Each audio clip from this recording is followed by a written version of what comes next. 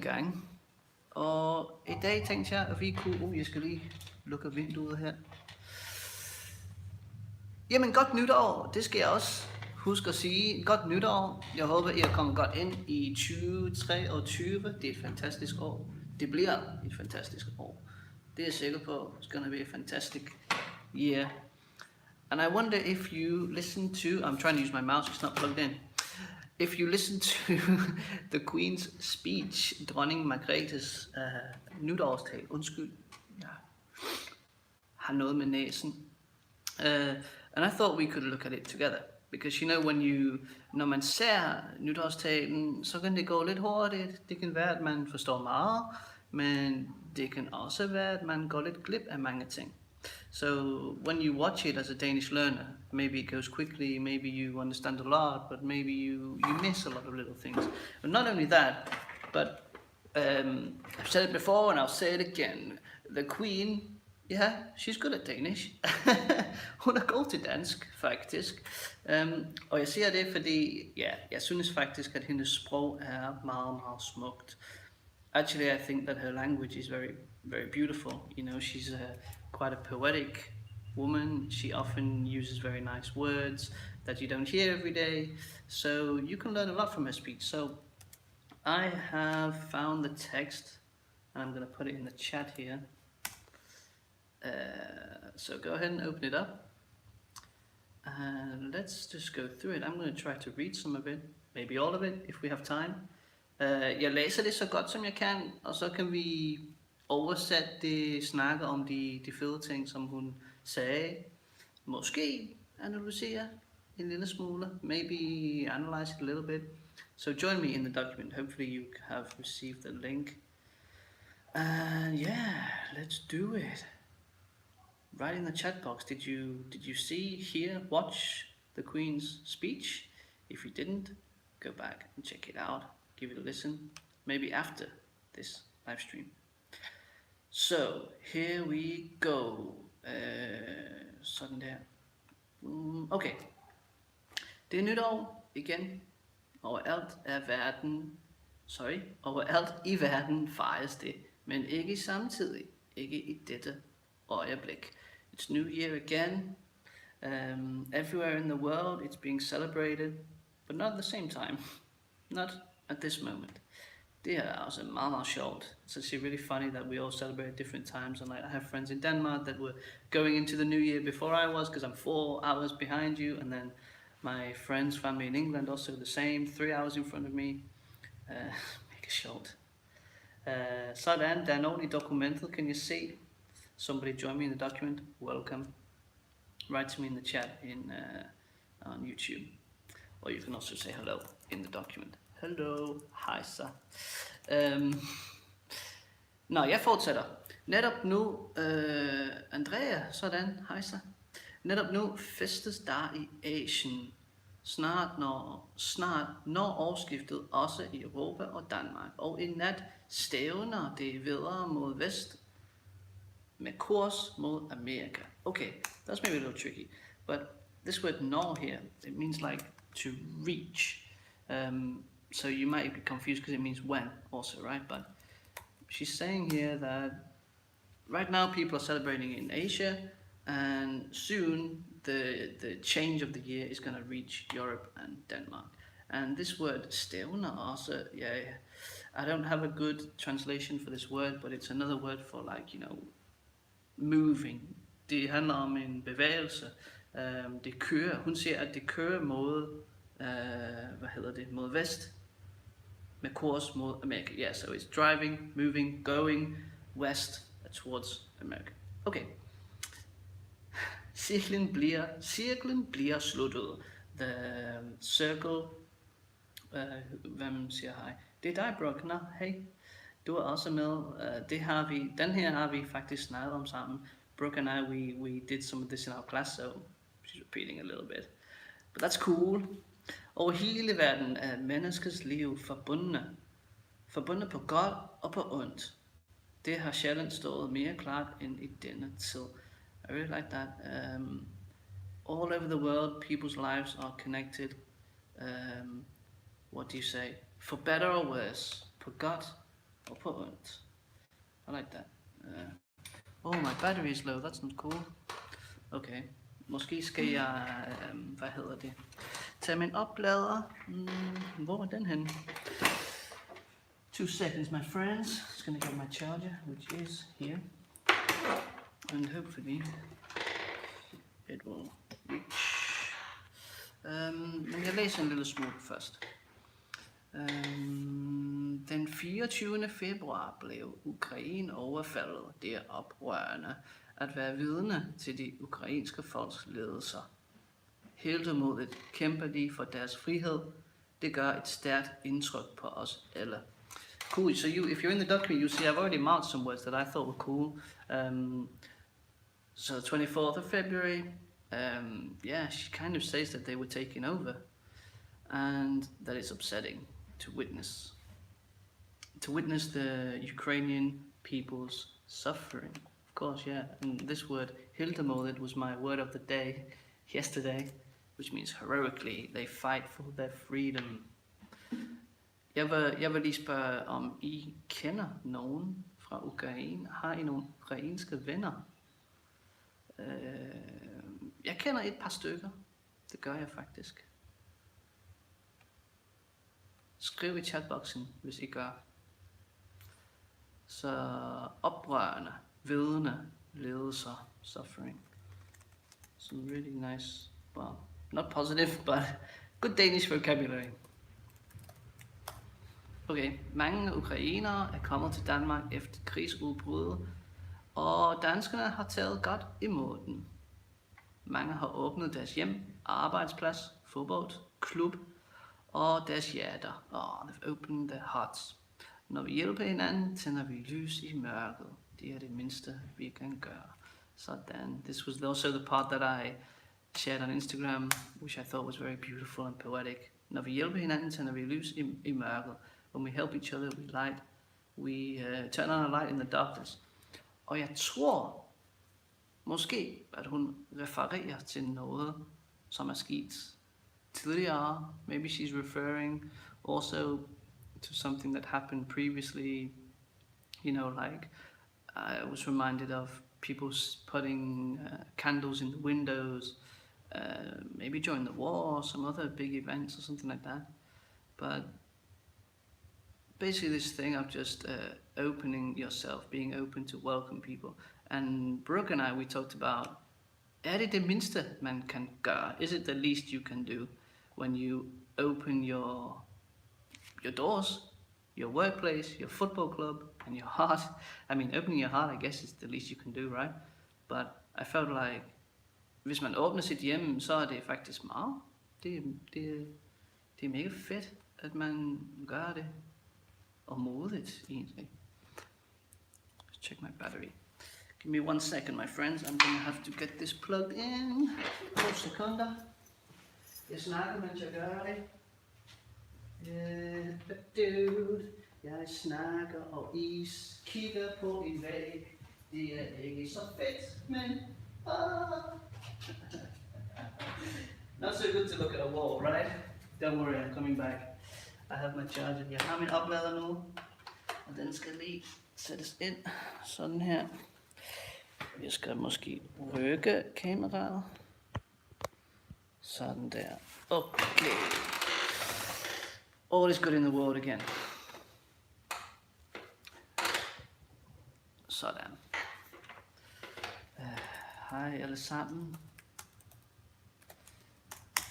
Jeg skriver lige i chatboxen. Say hello if you're with me. We are reading the Queen's speech. If you've just joined, there's a link in the chat which you can open up and you can follow along and we can talk about it. Yeah, write your own comments. What do you think of what she's saying? We are on page number 2, hvor der står: mange af de flugtende er kvinder og børn. Det er naturligvis dybt bekymrede for deres efterladte familiemedlemmer, men på trods af det har rigtig mange et stærkt ønske om at forsørge sig selv og at skabe så normal en hverdag som muligt for børnene. Eller håber de naturligvis, at de kunne vende hjem så snart som muligt. Okay, so there's like a few different themes throughout her speech, and the first one is the war, and she's talking about that most people fleeing are women and children, and of course they're deeply worried for their family members. And in spite of that, they really want to take care of themselves, of highlight this, at forsørge sig selv, and at skabe is also a good word here, to create as much of a normal everyday life for the kids as possible. So, well, I can't even imagine how it must be, like fleeing your country and trying to make a life for yourself and make something normal for your kids. Like, wow, helt vildt. Så sagde Margrethe, min første nytårshilsen i aften går til ukrainerne i Danmark og til hele det ukrainske folk. So my first greeting, greeting is going out to the Ukrainians in Denmark and hele det ukrainske folk, and all the Ukrainian people. Men denne frygtelige krig, må denne frygtelige krig få en ende. May this terrible war reach an end. Og må jeg starte og smukke land blomstre igen. And may your proud, beautiful country blossom again. Er der nogen af jer derude, der følger med på krigen? Anyone out there that is following along with the war, that can, I guess it's a little hard to give me a little update here on a live stream, but after the Queen's speech, I felt like, wow, I really want to get some updates on what's going on, because I've been so in my little cave the past few months that I'm lost on what's going on there, and I assume that it's still awful.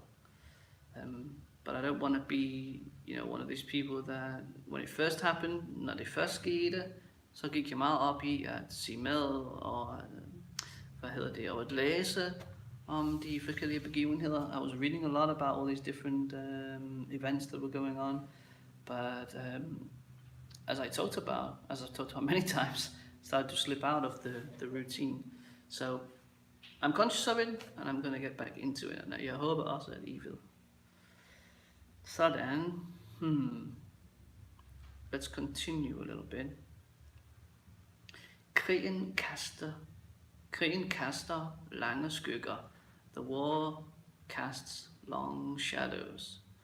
Når både energipriserne, fødevarepriserne og huslejen stiger. Stiger is increasing. Good word here. So all these things are increasing because of the war. Hvordan skal man så få dagligdagen til at hænge sammen? Og hænge sammen is really good as well. Like, how do you make everything work? How are you gonna få it to hænge sammen? How are you gonna be able to make everything work when all these things are going up in price? Virkelig godt udtryk på dansk. I'm having a bit of a hard time thinking of a good one in English. If you have a good way of saying that in English, at få noget til at hænge sammen. Måske kan jeg lige tjekke noget her. Hvis jeg skriver at få noget til at hænge sammen. To make something come together. Yeah. Okay, still not the best translation. To bring something together. How are you going to make it work? That's the best thing I can think of. How are you going to make it work? Another expression would be få det til at køre rundt, which we've also had before on the channel. Vi må alle tænke over, hvordan vi vil gribe problemerne an. We all need to think about how we're going to tackle the problems. And this gribe an was something that Brooke and I talked about. A lot of expressions with this word an at the end. I'm also going to make a note here to come back to that. But that's the expression gribe an, which basically means to tackle. A tackle. Kan man også sige. What are you going to do? How are you going to tackle it? For en del er det nok et spørgsmål om at finde den tykke sweater frem, men for rigtig mange giver det alvorlige problemer med økonomien. So for some people it's just about finding your thick sweater, taking out your sweater, and notice this word frem. Often when you take something out, or you take it out of a closet or whatever, så tager du den frem. But for many people it's about serious problems with economy.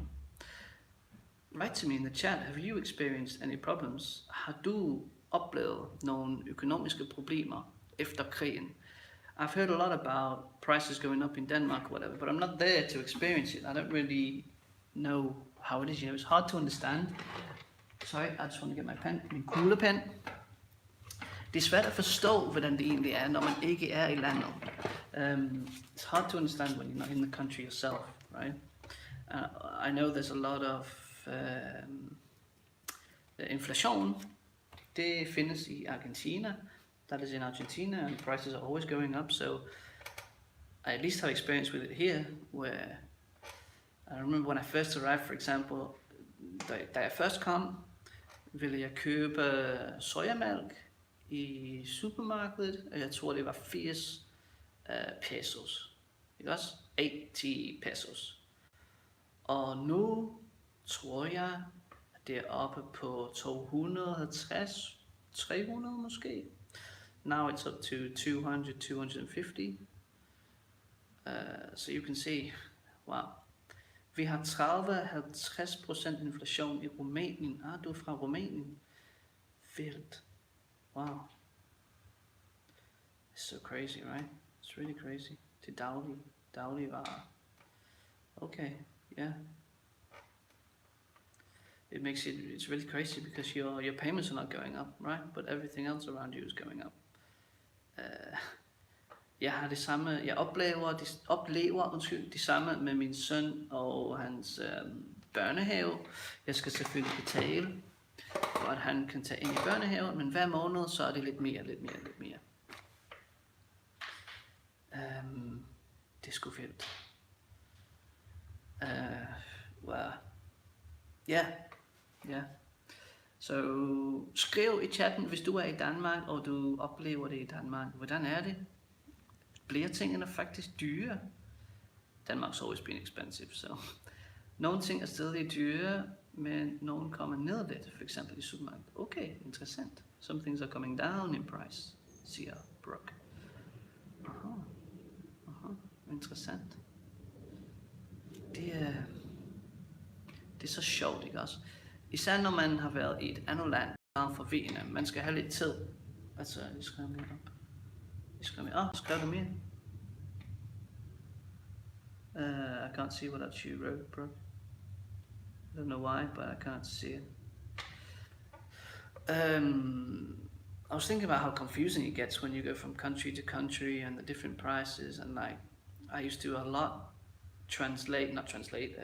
exchange in my mind, like from danske kroner til argentinske pesoer, men det giver ikke særlig meget mening, fordi så siger man, wow, det er kraftedeme billigt.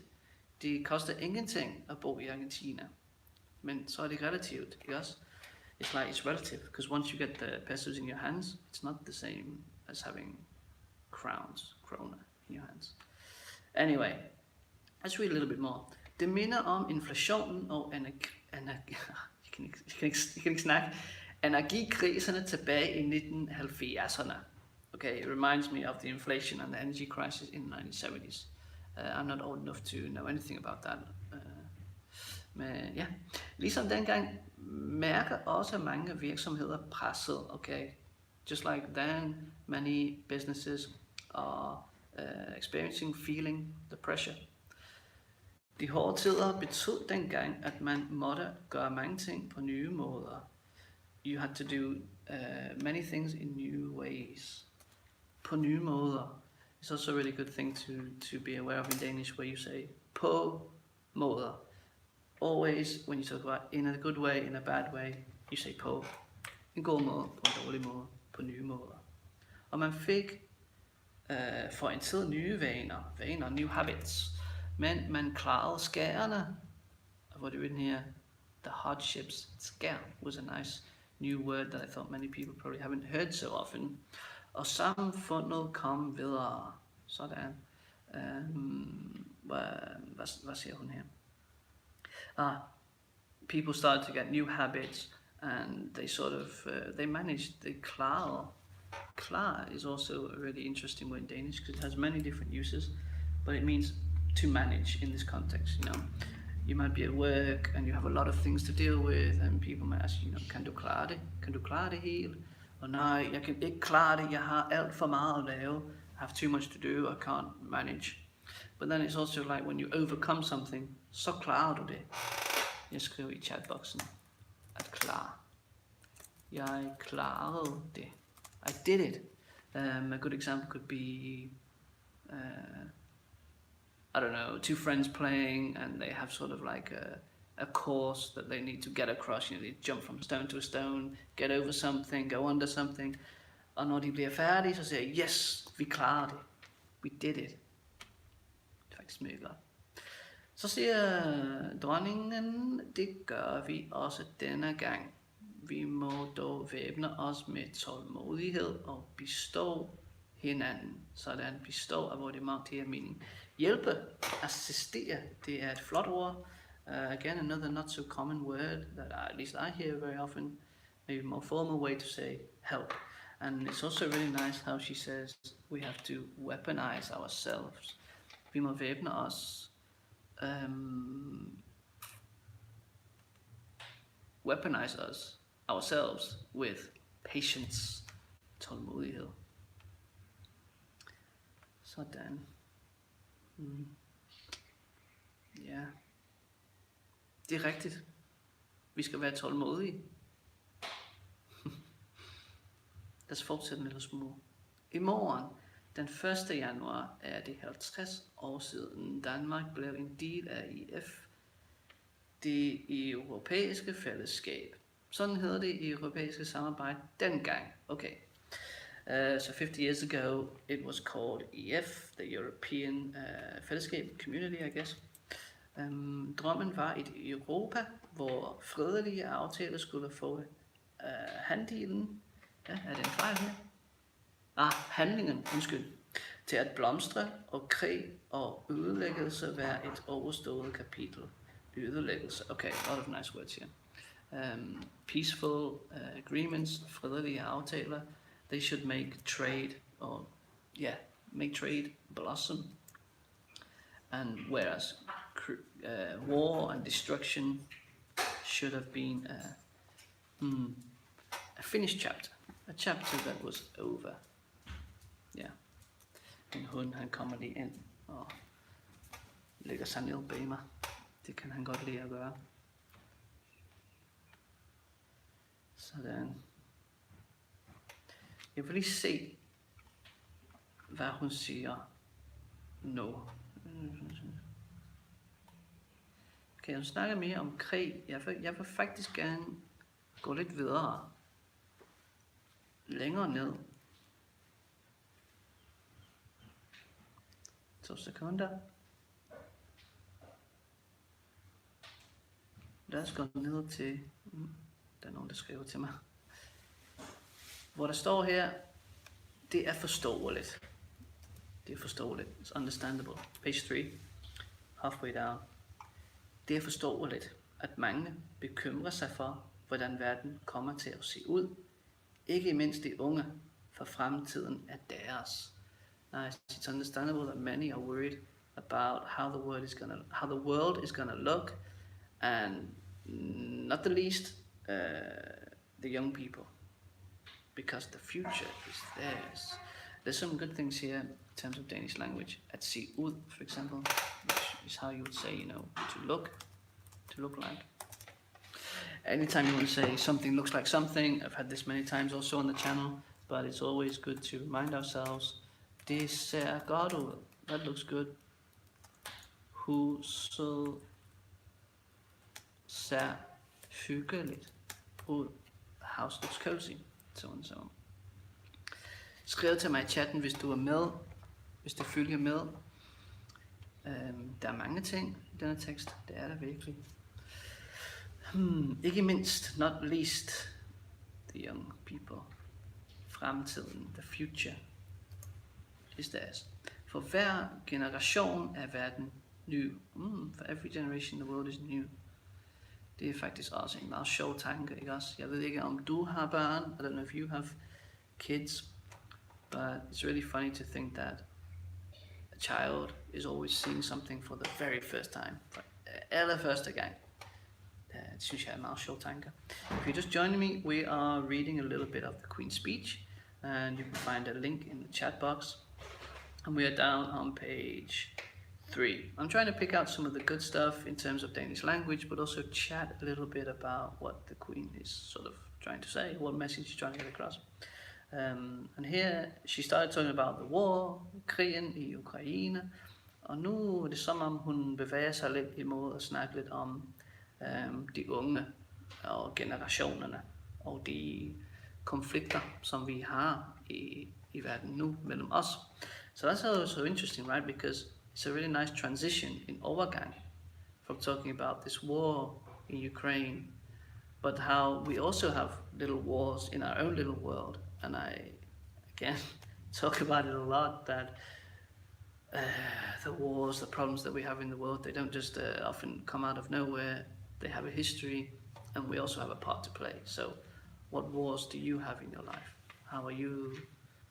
Hvad for nogle kriger har du?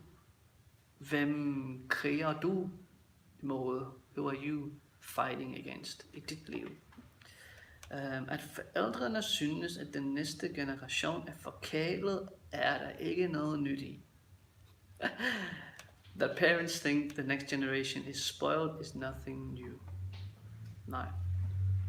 Det er noget, som alle snakker om. Ikke også? Jeg siger det hele tiden til min søn, du er så forkælet, du er. Nej, det siger jeg faktisk ikke til ham, men jeg siger det bag hans ryg. I don't say it to him, I say it behind his back.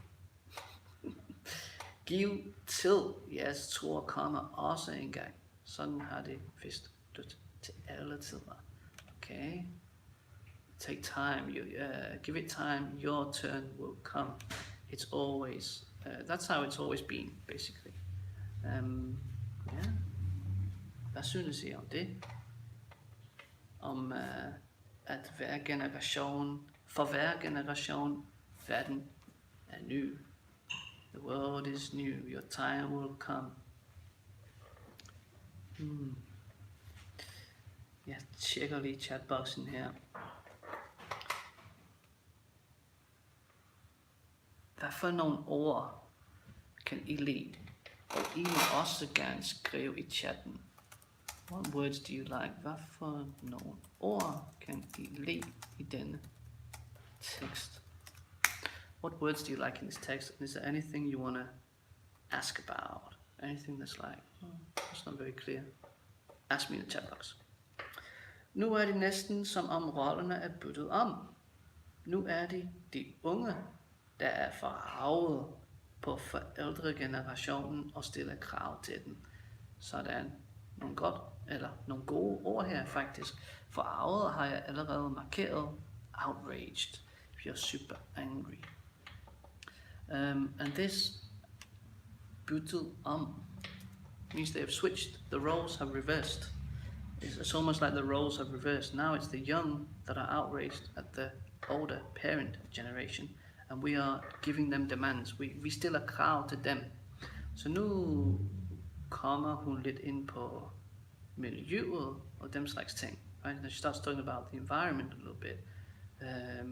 And how the young generation are now saying, hey, you know, that stuff that you've always done is maybe not the best way to do things, right? And jeg kan godt mærke som en far, at jeg måske altid synes, at min måde at gøre tingene på er den bedste. I can be aware that as a father, like I think sometimes my way of doing things is the best way of doing things, and then I'm Mr. Know-it-all. Jeg ved alt om alt, men det gør jeg sgu ikke. I really don't. And there's going to come a time when my son is going to start telling me, hey, what are you doing? Hvad laver du? Ældre generationer synes altid, at tingene er så meget nemmere for de unge, men mange ting er anderledes, eller sværere. Jeg tror altid, at de yngre generationer kommer til at vide os. Det er som regel mere åbne og accepterende og klogere. Interessant. So you're saying that the older generation always think that things are easier for the young, but many things are different or more difficult.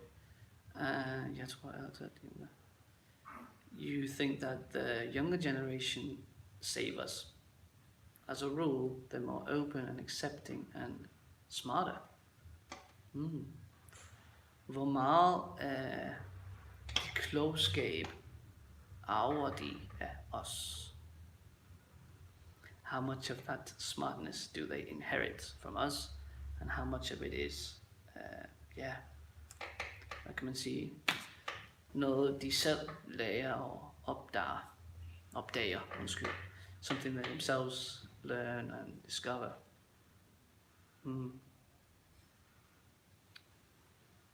Ja. Det eneste vi kan gøre, det er sådan lidt at guide dem, ikke også? Sådan guide dem i den rigtige retning, som vi måske tror.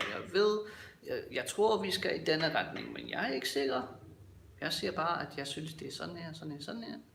Men jeg ved ikke, hvordan det skal være sådan 100%. Du skal også finde ud af det selv. Right? Guiding each other, trying to say like maybe we should be going in this direction, but always being open to say, well, I don't know. And also from your teachers, like you have to be willing to, man skal være villig til, de bringer viden hjem, bringing home the knowledge. Noget andet jeg tit tænker på, det er, at man ikke skal bare, hvad vil jeg sige, når en person siger noget til dig, ligesom en person, som har autoritet, det kunne være en lærer, eller en læge, teacher og doktor.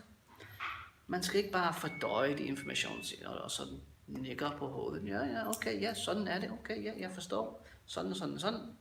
Right, like taking knowledge from doctors and teachers and taking it at face value is like, yeah, that's the truth. That's how it is. Jeg tænker meget på psykologi, for example. Psychology. A lot of people talk about psychology and things being very like, oh, this is how it is. This happens in kids. This happens in adults. But things are not always so black and white, right? You have to be open to say, okay, that's one theory. Det er en teori, men det kan også være noget helt andet. Guide dem og kom så af vejen. Og hjælp selvfølgelig, ja. Helping and guiding, that's what it's about. Yeah, I can hear my son starting to wake up.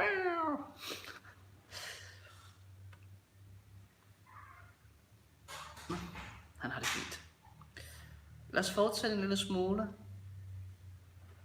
Torben, vi er nu nede på side 4. If you're just joining, down on page 4, there's a link in the chat right at the top to a document where we are reading a little bit of the Queen's speech. We're down on page 4.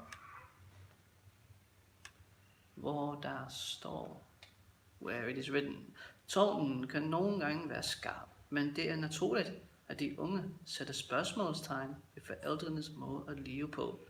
Det er også sundt. Det giver alle noget at tænke over. Sådan. Sometimes the tone can be sharp, but it's naturally, men det er naturligt, but it's natural that the young start to question parents' way of living. And it's healthy. It gives us something to think about. Ja, det er rigtigt. Hvordan har du det med at sætte spørgsmålstegn ved dine forældres måde at leve på? How do you feel about questioning your parents' way of living? Because nogle gange kan det være lidt skræmmende, ikke også? You can feel a bit scared. Det er ikke nemt at sætte spørgsmålstegn. This is also a really good expression to place the question mark. We've for sure had it before. A way of saying to question something. You take the question mark, which is called spørgsmålstegnet, og du sætter det. Du placerer det ved noget. Fylder det materielle for meget? Har vi trykket for store veksler på naturens ressourcer? Og hvad med klimaforandringerne? Det er ubehagelige spørgsmål. Det er ubehageligt, fordi den unge generation i betydeligt omfang nok har ret. So now the Queen, Margrethe, starts to question you, right? You have some questions here. Is this too much? This thing we're talking about with the environment and all this stuff. Have we pulled too much on nature's resources, right? Have we taken too much than we are giving back? What about the changes in the climate change? Yeah, uncomfortable questions. And they're uncomfortable because the younger generation probably is right. in a big way, in a large way, i betydeligt omfang. Det er også meget godt. To a considerable extent, probably right. Jeg ved ikke, men jeg har mærket det, når jeg snakker til den ældre generation, at de nogle gange har meget svært ved at høre på disse slags ting. Du ved, især miljø og ting, som vi måske synes ikke er så godt. De ting, som de har gjort, som vi ikke synes er så godt. So I sometimes feel like the older generation has difficulty sometimes, right, listening to the younger generation when they start to sætte spørgsmålstegn ved de ting, som de har gjort. So to question things they did. Forskellen på unge og ældre behøver ikke at være generationskløft, den kan være en bro til ny erkendelse. Og husk, at man kan gå over broen i begge retninger. Ja, det kan jeg altså virkelig godt lide. So, this difference between the young and the old doesn't have to be a generation gap. It can be a bridge to recognition, so you can start to, somebody is going crazy in the garden, hope it's not too much. It can be a bridge to recognition, understanding each other a little better, and remember that it goes in both directions, i begge retninger. Sådan. So this thing of what she talked about in the start, of being open to learn, to open your houses, open your workplace, and she continues a little bit that theme, right? Like being open to listen to the older generation, and them also being open to listen to you. Meget vigtigt, meget vigtigt, for man kan. Også de ældre generationer kan lære fra sig. Den erfaring, som de besidder, skal ikke kastes over bord. Aha. Så kan vi måske alle blive klogere på hinanden og på livet. Nice, okay. So the older generation can learn from themselves, the experience, erfaring, nice word, that they possess, besidder, should not be thrown overboard. A nice little metaphor here. Don't throw it into the water, don't just throw it into the trash. So we can maybe all become smarter from each other. Smarter in regards to each other, I guess, and regarding life. Smarter in life.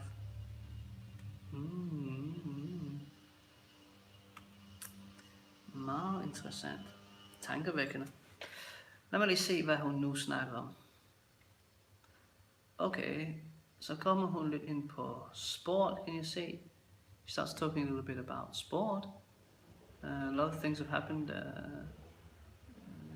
Tour de France var skudt i gang i Danmark. Tour de France was starting in Denmark. I want to go down a little bit here. I've marked some stuff, but I think I'm going to go down a little bit. Hun nævner badminton og tennis i Danmark. Enestående resultater. Sådan. A little bit more about sport. I am down on page 5. Vi er stolte af vores elite sportsfolk. Og med god grund, we're proud of our elite sport people.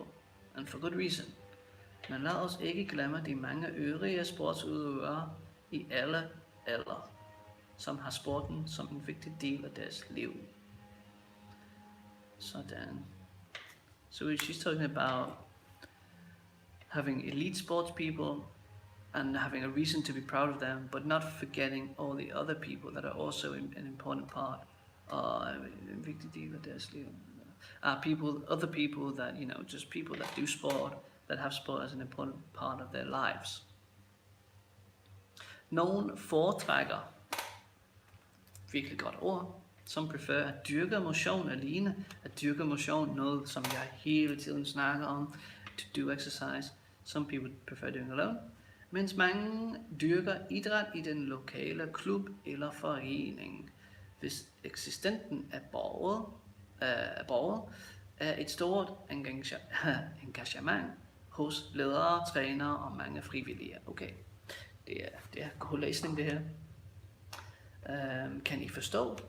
skrive til mig i chatten, hvis der er noget, som I ikke kan forstå. Jeg synes alt det her er meget, meget godt.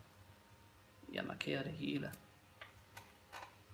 Because she's basically talking about, again, people sort of giving themselves up for other people.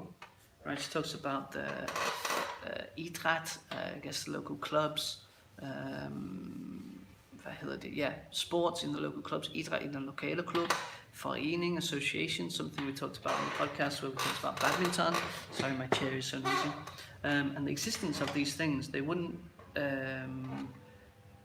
exist without the commitment, this great commitment, engagement of the managers and trainers and many volunteers. So it seems like there's an overall theme of this thing of like putting yourself out for other people, opening your home, giving things, giving yourself, giving your time, and giving your patience, she talked about, and trying to be open to understanding other people around you, despite differences in generation, ethnicity, race, yeah. Og nu er det nogen, der larmer.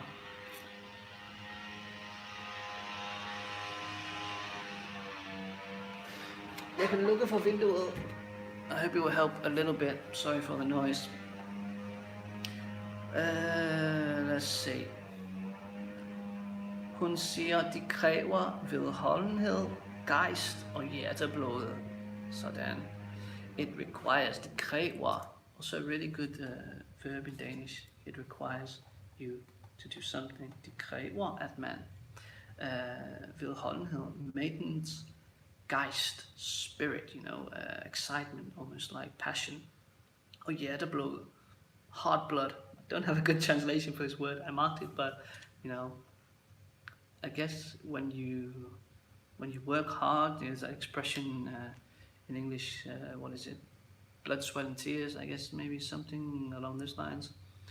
Mange timer går med planning, forberedelse, preparation.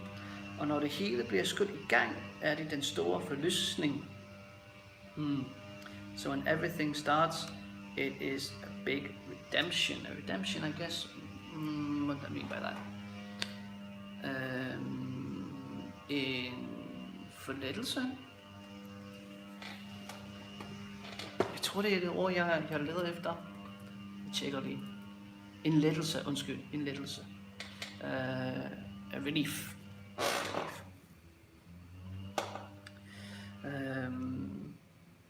So people spend a lot of time planning, preparing, and when everything starts, finally, begins, it's a huge relief.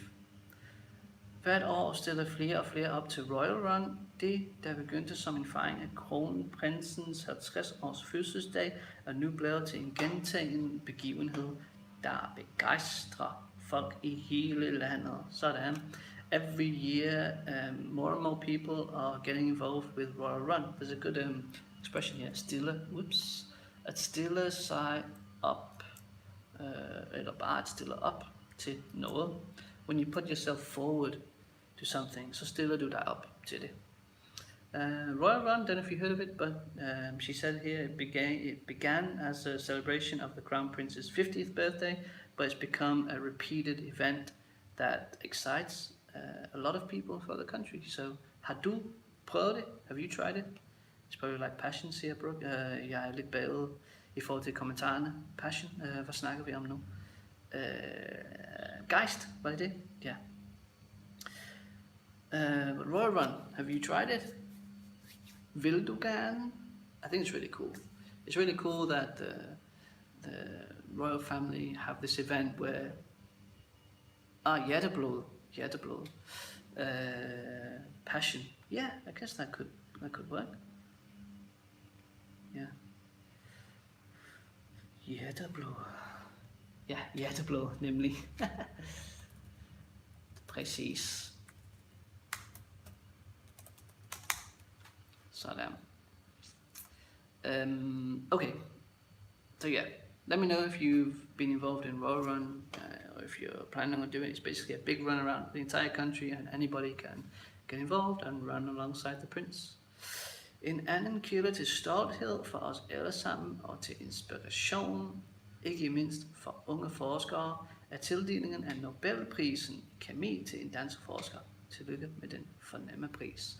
Okay, this is kind of I was a bit confused by this because she congratulates a researcher for getting the Nobel Prize in chemistry, but she doesn't name anybody.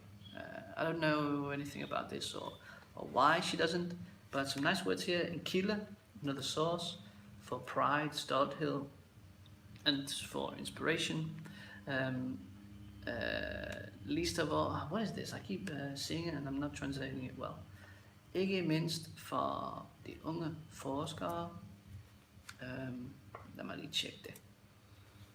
Not least, okay, I was saying not least. I don't know why it sounded so weird in English. Not least, but fair enough. Yeah, congratulations, tillykke. I et år, hvor der er krig i Europa, skylder vi en særlig tak til dem, som passer på os.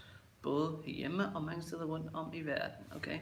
So we need to, where there's a war in Europe, we owe a special thanks to the people taking care of us. Dem, der passer på os. Sådan. Both at home, that is at home in Denmark, she's saying, and many places around the world. Sådan. Jeg scroller lidt ned. I'm going to scroll down a little bit. I don't want to keep you too much longer. But there was a few other things I wanted to touch on. I would just find, I'm going to go down to side number 6. Page 6, halfway down.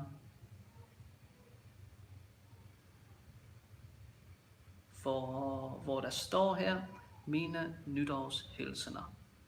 If you're just joining, you have a link at the top in the chat box. We're reading some of the Queen's speech. And we are on page number 6, halfway down. Mine nytårshilsener går også til alle danske i udlandet. My New Year's greetings also go to Danes abroad, som for kortere eller længere tid har deres virker under fremmede himmelstrøg. Smukt. So, himmelstrøg, what do you think that might be? Any ideas?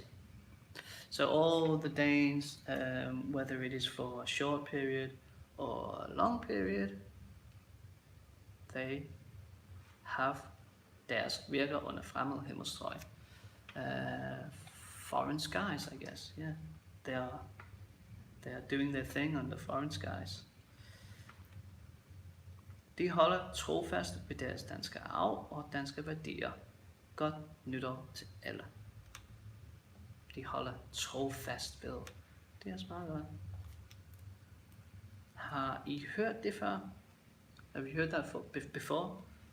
At holde fast eller holde trofast ved noget.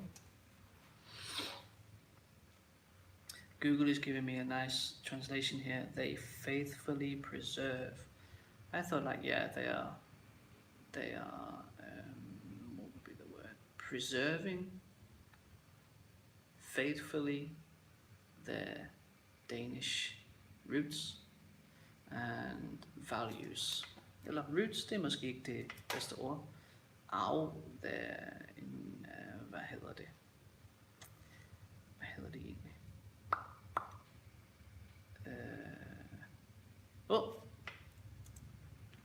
Blank mind. Det kan jo ske. Inheritance. Ja, det er ikke det ord, jeg tænkte på. Legacy. Legacy, I think would be a better word. Heritage. Ja, sådan. Tak, bro. Heritage. Meget godt. Cool. Let's do a little bit more.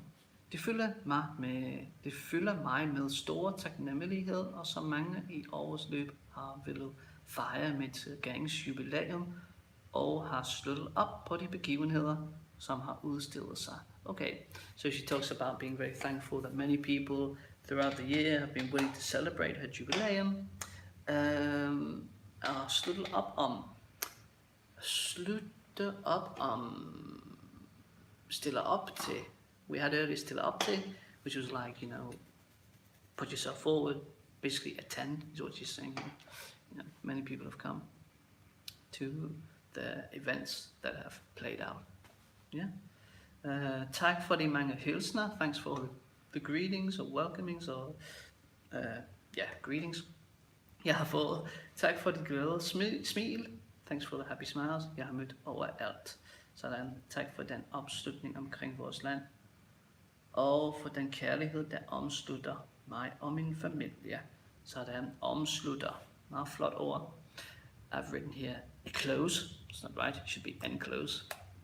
Or surround.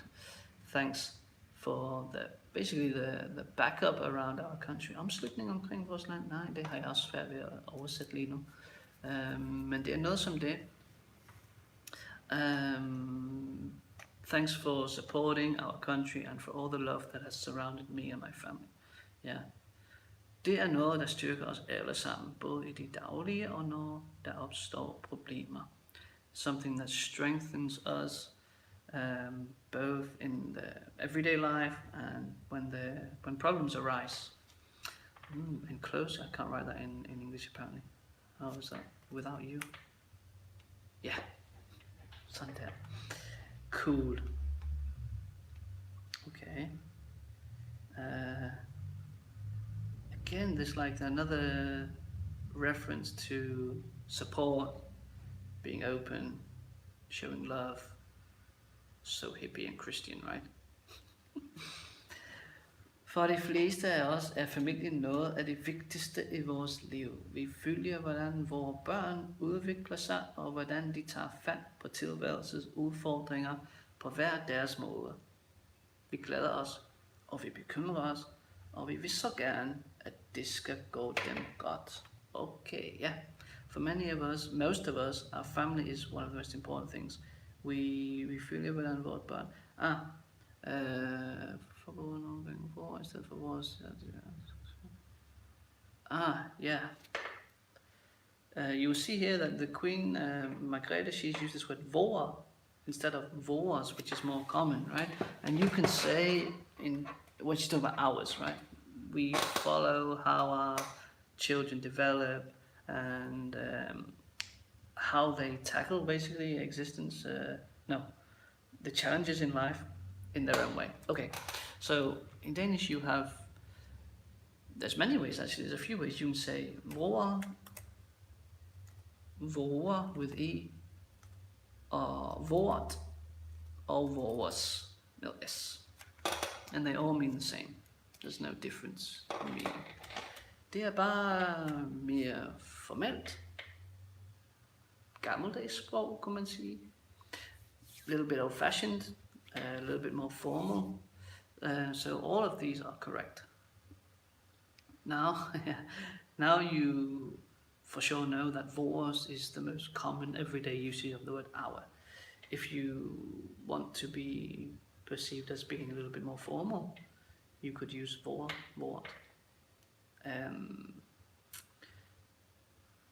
I was going to say you have to be a little bit consistent, right? If you're going to say, but earlier she has used the word vores also, so she doesn't always use it. Yeah, that's interesting. Don't know if there's a reason for that. But there's also the thing of using the word de instead of du, which is also, more formal, old-fashioned, if you like. Det starter jeg som med vor. Okay, det starter jeg som med vor. Okay, you want to be more formal, that's fine. But then you should also use de instead for du. Det handler ikke om flertalsord. Nej, det gør det ikke. It's not about plural or anything like that. It's simply just old-fashioned language. And that's what happens with languages. They develop through time, and some things hold on, some things don't, and most people are not saying this anymore. But of course the Queen has a very special way of speaking. Her language is unique, so yeah. Så hvad ellers? Udvikler, a really nice word that I love a lot, use it a lot. Developing, and de tager fat på tilværelsens udfordringer. Aha, det er meget godt. At tage fat på noget. I get this imagery in my mind, you know, of grabbing something, how you tackle it almost. We had earlier this tackler. We had another expression, which I don't remember what it was now. But tage fat på, yeah, basically means that also. Selv tak, bro. Tak for forklaringen, siger du. Selv tak. Jeg kan også bare godt lide at skrive i chatboxen. Sådan, har vi meget tilbage? Nej, det har vi faktisk ikke, vi er næsten færdige. Lad os læse en lille smule mere. We are now down on page 7, side nummer 7. Jeg omfatter hele min familie med stor kærlighed til alle tider. Vanskeligheder og uenighed kan opstå i enhver familie, også i min. Det har hele landet været vidne til. Okay. Så nu bliver det meget personligt. So she's talked a lot about problems in the world, the war, the problems between older, younger generation, the problems, what else was it? There was something else, I forgot it now. Younger and older generation, let me just check 1 second. No, it doesn't matter, I can't remember what the other one was right now. But anyway, now she's talking about the problems in her own life, which is really inspirerende, synes jeg. Hun gør det meget personligt, og hun er meget ærlig overfor, hvad det er, der sker i hendes liv. I mean, it's no secret, right? If you've seen the news or whatever, you probably heard about what happened with her family, her son, that she took away the titles of the children, so they were no longer going to be prince and princesses, and it's caused a lot of, problems in the family or whatever. And I think it's really nice that here she's very open about it. She doesn't go into a lot of detail about it. Hun siger bare, at forholdet er løbet ind i vanskeligheder. Løbet ind, there's a really nice expression here, it's run into. So you can run in, man kan løbe ind i noget, run into something. Or you can løbe tør for, you can run out of. Man kan, jeg tror der er mange, det skriver jeg lige, løbe. Probably a lot of phrasal verbs with løbe, run into. No, I already wrote into. Vanskeligheder, difficulties. Yeah. So she's saying that it hurts her, causes her pain, that she's had these problems with the prince and the princess.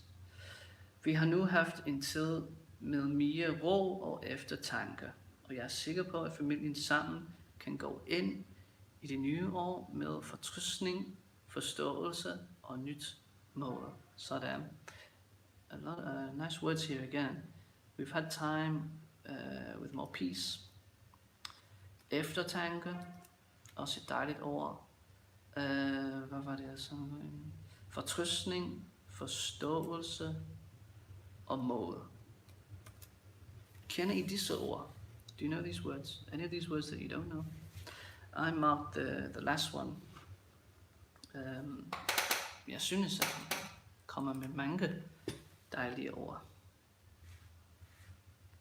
Jeg skriver nogle ind i dokumentet her.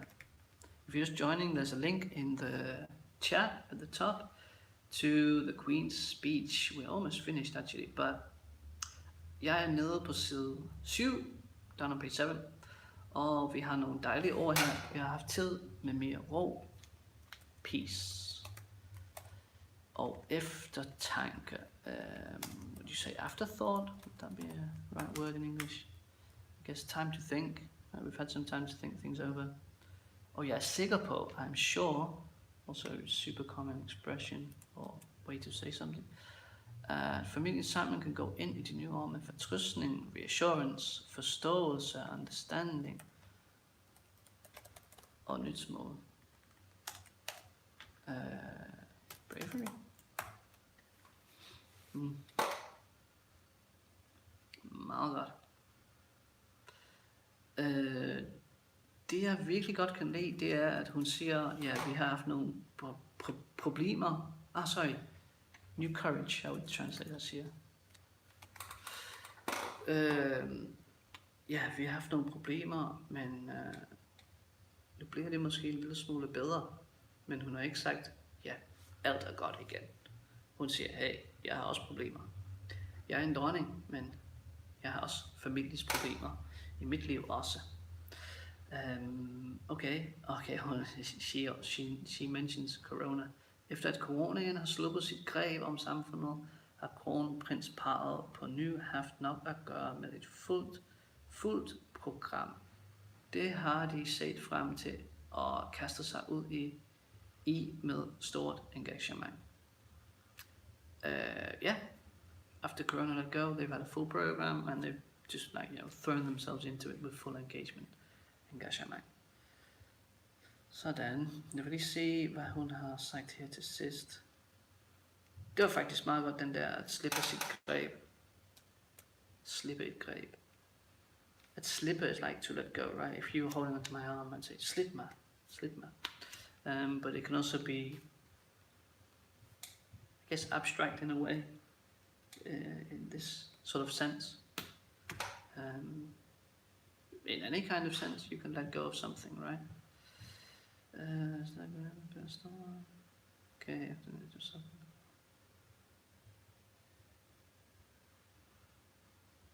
Okay, I'm just going to go down to the last part here. Det er mit ønske, at the bottom of the page 7, det er mit ønske og håb for det nye år, at mennesker igen kan leve i fred og fordragelighed, og at glæden ved tilværelsen igen får overtaget. Det skal vi alle sammen bidrage til. It's my wish, ønske og hope that the new year people will again live in peace, fred og fordragelighed, tolerance, og at glæden ved tilværelsen, the joy for life, joy for existing, again takes over. Det får overtaget. Det skal vi alle sammen bidrage til. We all need to contribute to that. Hvad skriver du i chatten her, bro? Jeg kan godt lide, hvordan hun opfordrer alle til at være en del af løsningen til sidst. Ja, det kan jeg også godt lide. She sort of ends by saying that we all need to be part of the solution. And we've talked about it before. It's so easy to sit here and point fingers and say, prøv at se, hvad den person laver, prøv at se, hvad de gør. Men vi skal også være en del af det. Vi skal også være med til at løse nogle af de ting, der sker i verden. For nylig var det alt det der i Katar, som forhåbentlig ikke bliver glemt. Jeg nævner det igen, for at det ikke bliver glemt. Jeg skriver det i en note her. Katar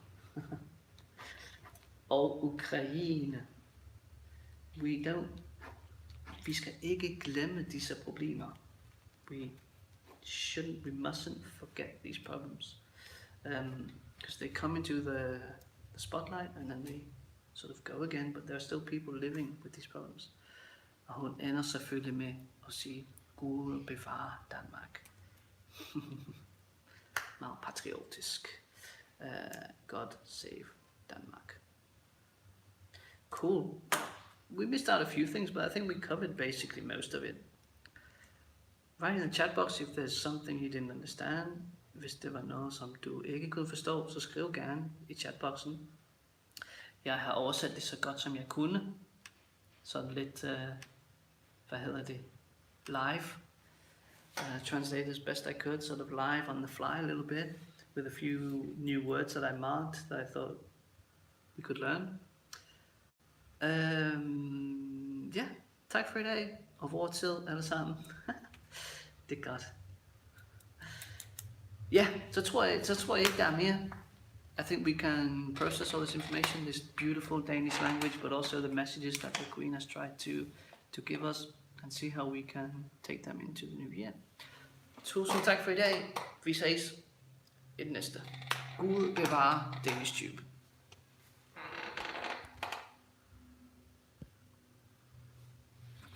Må jeg slutte? Det må jeg ikke. Jeg må blive. Nå, sådan der.